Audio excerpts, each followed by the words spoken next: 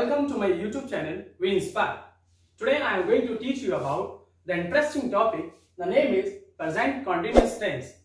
ठीक है मेरे प्यारे बच्चों, मैं ये बताना चाह रहा हूँ आप लोगों को कि हम लोग इन टेंसेस को पढ़ते क्यों हैं।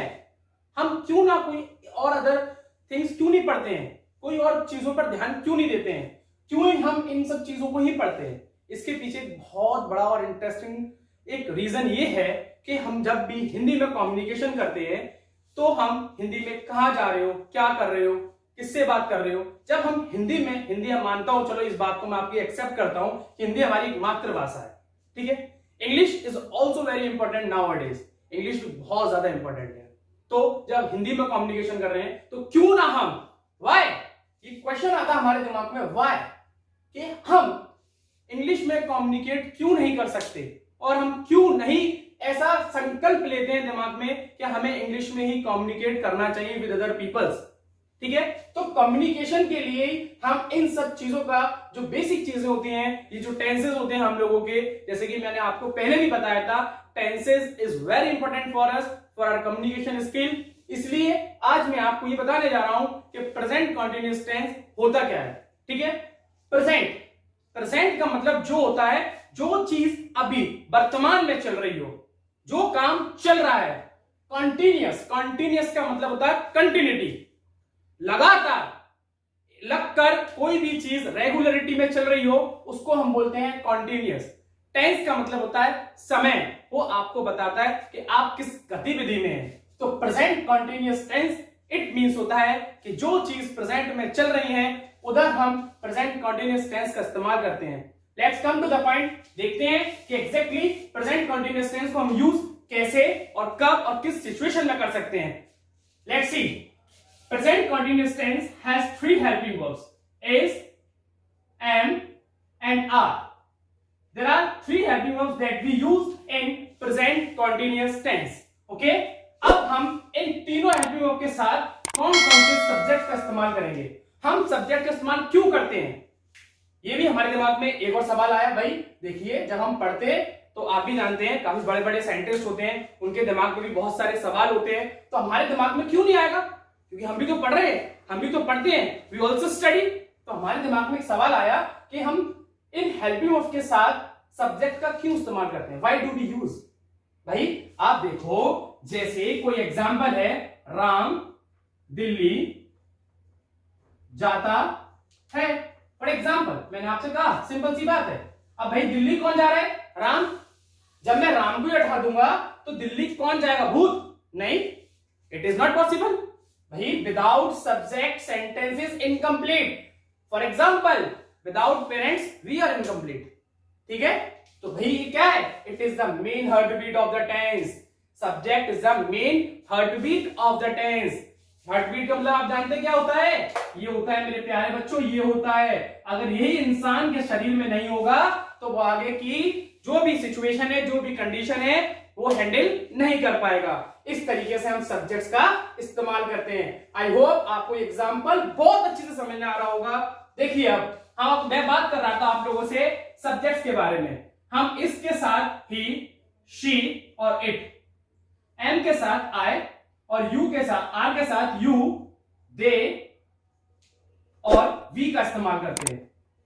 ओके बच्चों, हम इन सब्जेक्ट्स का क्यों इस्तेमाल कर रहे हैं, क्यों हम ही का आर के साथ क्यों नहीं कर रहे हैं, भाई यू का इसके साथ क्यों नहीं कर रहे हैं, ये भी सवाल है, काफी सवाल है। जैसे जैसे हम आगे बढ़ेंगे हमारे दिमाग में सवाल ऑटोमेटिक आते जाएंगे। भाई इसलिए क्योंकि ही क्या है, सिंगुलर, यू क्या है, यू क्या है, प्लूरल है।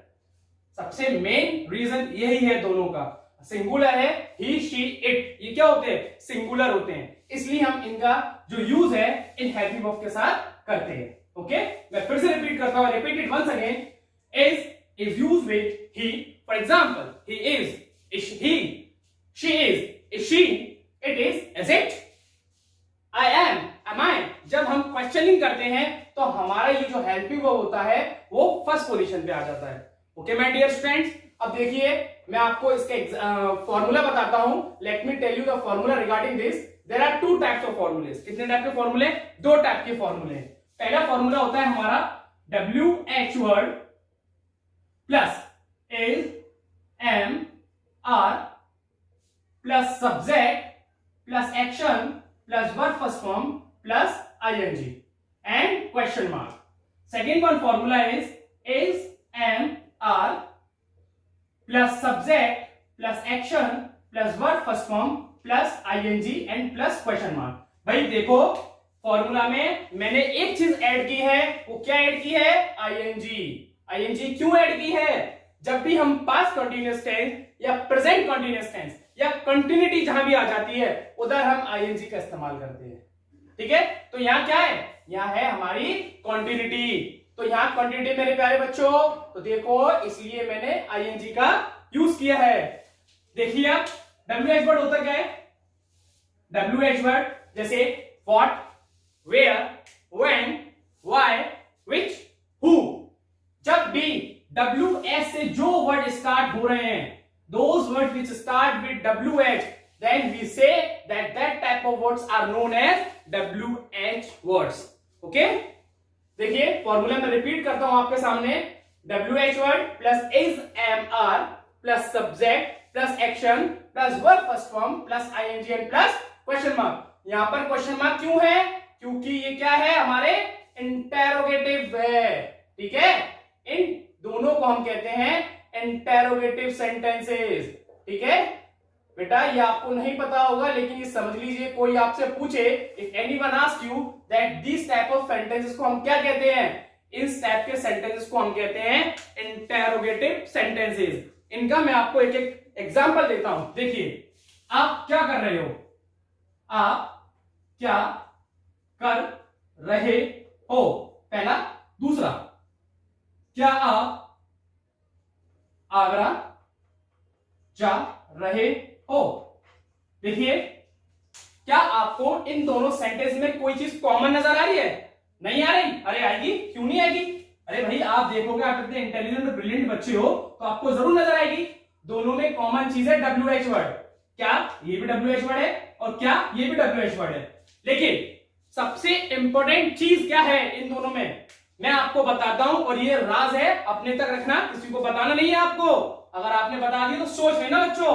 देखो ये क्या है, अगर WH वर्ड सेंटेंस में मिडिल पोजीशन पे आता है, बिल्कुल मिडिल पोजीशन पे, तो फॉर्मूला हम इस्तेमाल करते हैं पहला वाला. और WH वर्ड अगर बिगिनिंग पे आ रहा है फर्स्ट पोजीशन पे, तो फॉर्मूला हम इस्तेमाल करते हैं सेकंड वाला. देखा, ये राज मैंने आपको बता दिया है, ये आप अपने तक रखना, किसी को बताना नहीं है आपको. प्रॉमिस करो, प्रॉमिस ना. ओके, देखिए मैं झूठ तो नहीं बोलता हूं बच्चों. देखो अब हम इसी के अकॉर्डिंग चलेंगे. आप क्या कर रहे हैं, तो WH वर्ड कहां है? मिडिल पोजीशन पे. तो मैंने आपको बताया था अगर WH वर्ड मिडिल पोजीशन पे है तो फॉर्मूला पहला वाला इस्तेमाल करेंगे. अगर WH वर्ड फर्स्ट पोजीशन पर है तो फॉर्मूला हम सेकंड वाला इस्तेमाल करेंगे. देखो आप क्या कर रहे हो, तो क्या को हम इंग्लिश में क्या कहते हैं? व्हाट. WH वर्ड हमारे क्या हो गया? व्हाट. ठीक है, जैसे कि मैंने आपको बताया था भाई, अब कंफ्यूजन होगा हम लोगों में, बहुत बड़ा युद्ध क्या होगा? युद्ध कैसे होगा कि हम इसका इस्तेमाल करें, एम का करें या आर का? ये कैसे पता करेंगे? ये हम पता करेंगे with the help of subject, पापा के थ्रू. ये क्या है हमारा? Heart beat. मैंने बताया था ना आपको, हमारा जो सब्जेक्ट होता है वो होता है हमारा हार्ट बीट होता है. हम लोग पता करेंगे ऐसे हार्ट बीट के थ्रू. इस एम आर इस्तेमाल करेंगे कि क्या? देखिए आपको इंग्लिश में क्या कहते हैं? तुम हो गया यू. क्या हो गया? यू. तो जैसे कि मैंने आपको बताया था, हम यू के साथ किसका इस्तेमाल करते हैं? आर का. तो ठीक है, तो व्हाट, आर, तीनों में से हमने एक चीज चुन ली, आर. यू डूइंग, ये हो गई इसकी इंग्लिश.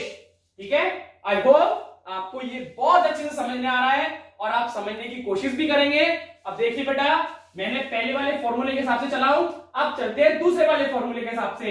क्या आप आगरा जा रहे हो? तो इसमें क्या है? WH वर्ड है, लेकिन हम इसको WH वर्ड नहीं कहते हैं. जो फर्स्ट पोजीशन पे आ जाए उसको हम कहते हैं इज एम आर से इंडिकेट करेंगे. किससे? इज एम आर से. ठीक है, तो आपको हम इंग्लिश में कहते हैं यू. अब यू से पहले हम क्या इस्तेमाल करेंगे? Are you going to Agra. Okay बच्चों, ये हुआ आपका इंटरोगेटिव सेंटेंस. आई होप आपको ये बहुत अच्छे से समझ में आ रहा है। जब हम इसके आंसर्स देते हैं, भाई जब कोई क्वेश्चन कर रहा है तो जवाब भी देने पड़ेंगे। जवाब नहीं दोगे तो गलत बात है, गंदी बातें है ना। तो इसका हम जवाब कैसे देंगे?